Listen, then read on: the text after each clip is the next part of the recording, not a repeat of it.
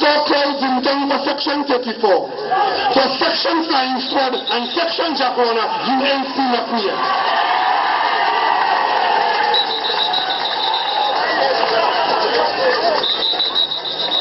So you must understand, this is the Prime Minister who told us in her manifesto that she will do things. Her primary focus is greater transparency and greater accountability, but is prepared to protect a minister who is so exposed, not for the first time, not for the second time, not for the 10th time, a minister who offends the sensibilities and the interests of the people of Trinidad and Tobago. Accountability, transparency. When your record is resting on the line, Section 34, unknown flying squad. On that basis alone, the UNC has destroyed any mandate that it got in 2010. It deceives the country and it openly speaks untruths to the people of Trinidad and Tobago. When you can't trust the words of the Prime Minister, of members of the cabinet, it is time to go to the polls and elect a government that you can trust.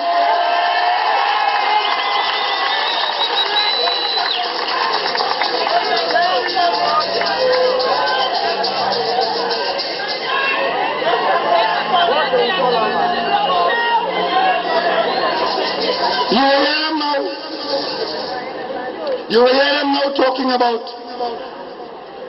responding to the current arrangements. What is required now is for the government to come down from where it has placed itself. For example, the Rowley Tobago last month made an absolute mess of themselves. But the issue of Tobago's internal self-government is still before us. Tobagoans still want this matter settled. Tonight I advise the government, forget the election results.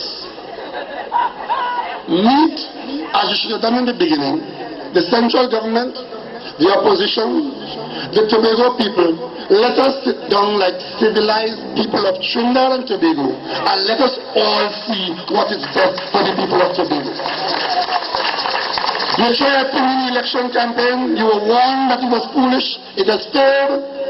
Do not abandon the promises you made to Tobago for giving them internal self-government. It can only be done by a proper, sedate and civilized exercise, including all the politicians and the technocrats who will advise the politicians as to what can and cannot be done.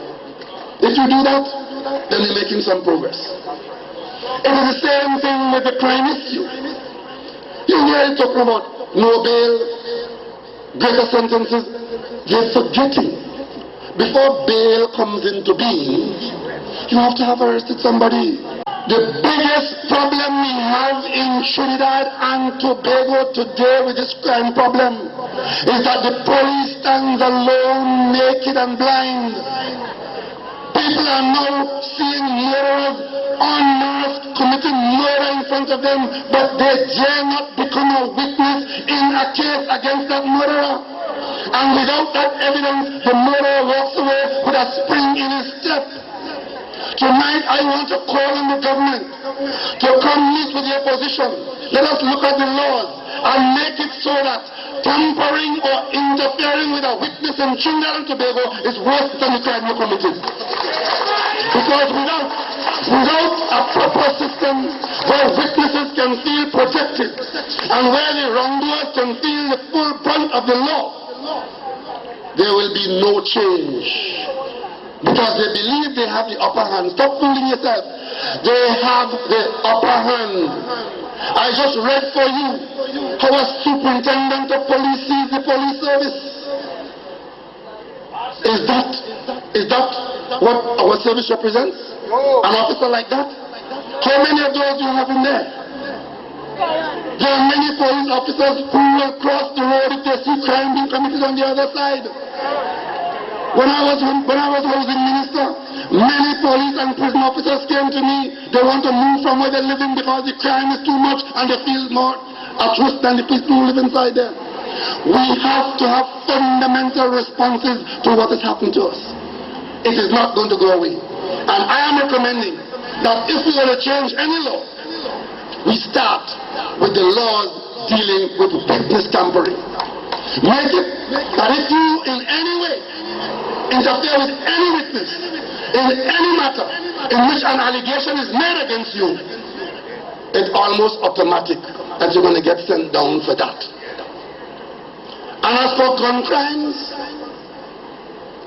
we're going to make sure that people see guns like phosphorus. You hold it and it's going to burn right through your hands. And then of course, we have to ensure that we do what we do, or what has to be done, to have a police service which has as its primary function the twin pillars: crime prevention and crime detection. And then there are other areas, the judiciary. There must be swift justice. A man commits an offense this year. Look at the television. I look at news all the time in the USA. And you see an offense committed today, it makes news today. And rest assured, in a reasonable time frame, sometimes within the year, that matter is before the court being tried. What is wrong in Trinidad and Tobago that a case has to go on for 5 years or 10 years before you get trial? It is that understanding that a day of reckoning is so far away that you can't even see it, that drives these young criminals to behave the way they're behaving, because they believe, one, they won't be detected, and two, if they're detected, the chance of a conviction is next to nil. We have to change that. And we don't change it by having Jacona lying to us about crime going down. You change it by facing up to the problem as a people, understanding what we have to do. And more importantly, we are expending significant resources. We need a manpower audit in the police service, and if we need more police officers, we hire more police officers. But we make sure that the ones that we have, the operation systems, allow them to function to the best of their ability. We go there. This nonsense about going to precept 1,000 soldiers will only worsen the situation. That will only worsen the situation. Because I guarantee you, if Mr. Warner and Mrs. Persad-Bissessar are allowed to precept 1,000 police soldiers, as sure as night follows day, it will result in further demoralization of the police service. Policemen would not want to work with preceptive soldiers playing police.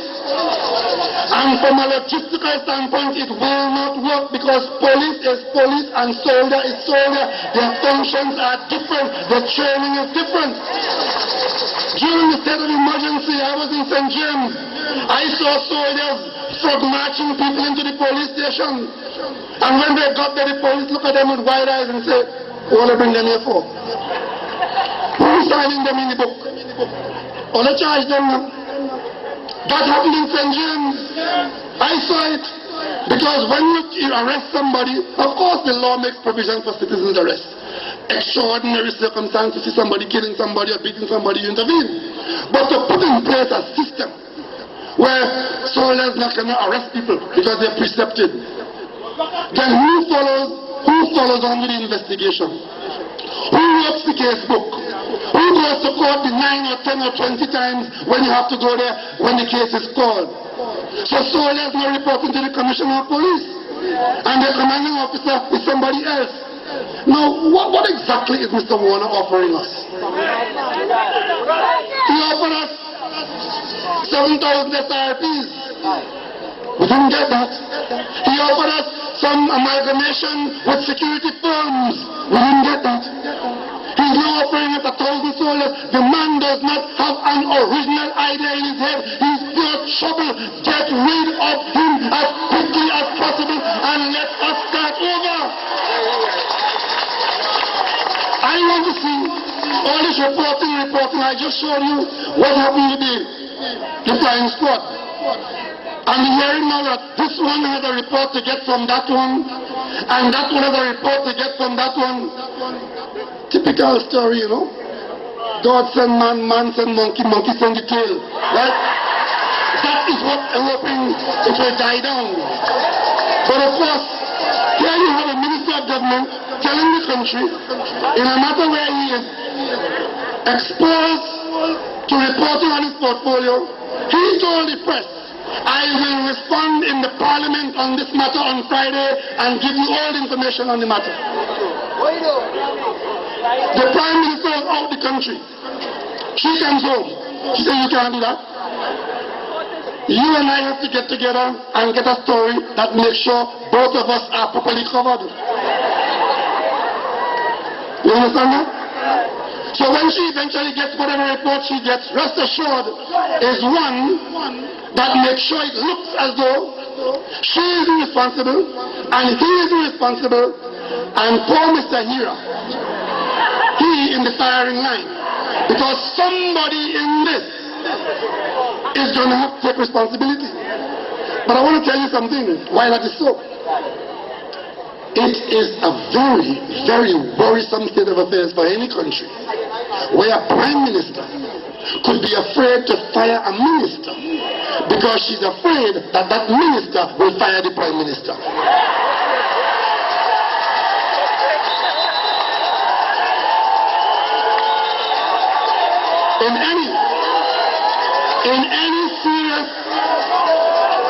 In any serious situation where a minister has fallen short, as Mr. Warner has been consistently falling short, and on this case, where he sought to mislead the public with naked misrepresentation and evasion of responsibility, any decent prime minister worthy of the title will relieve that minister in the public interest.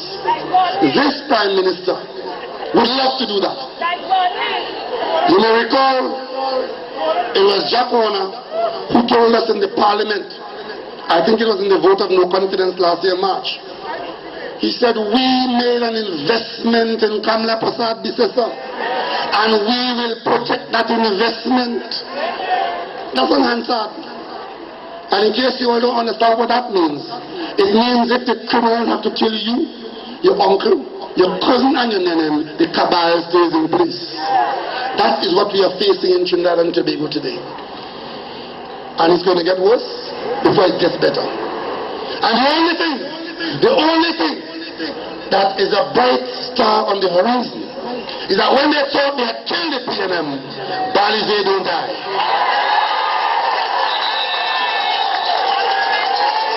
We were taking our responsibility seriously. I can tell you, as an opposition in Trinidad and Tobago, we fear no one in the government and we take our responsibility seriously. And from day one, we responsibly offer to cooperate with the government. And tonight, in the interest of the lives of your children, your grandparents, and you, we stand ready to cooperate with the government in its few days left in office. You are what matters. It is possible for us to cooperate and do the best that we can do as a people to respond to this criminal scourge. I want to say to the UNC tonight, there are no points to be gained by you in this matter. Your score is already too far into the negative. The best thing you can do now is to try and reduce the number of lives that can be lost if we respond appropriately to the killers who will kill us.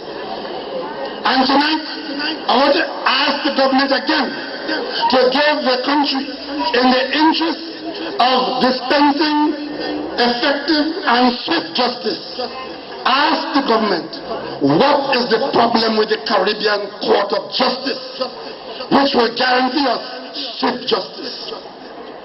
It is the absence of swift justice that is causing some people to believe that the fraction of time, if you ever get caught, will work in your favor. What we've created in Trinidad and Tobago is a lawyer's paradise. The lawyers are doing wonderfully well, and the people are living in hell. That is why the Parliament must act. The Parliament must act. The parliamentarians must act. There are things we can do to improve the effectiveness of the policing of Trinidad and Tobago. And the first thing we have to do is for the government to admit that it started off on a sour note at the start of the concert, and since then it has failed to win the heart of the audience.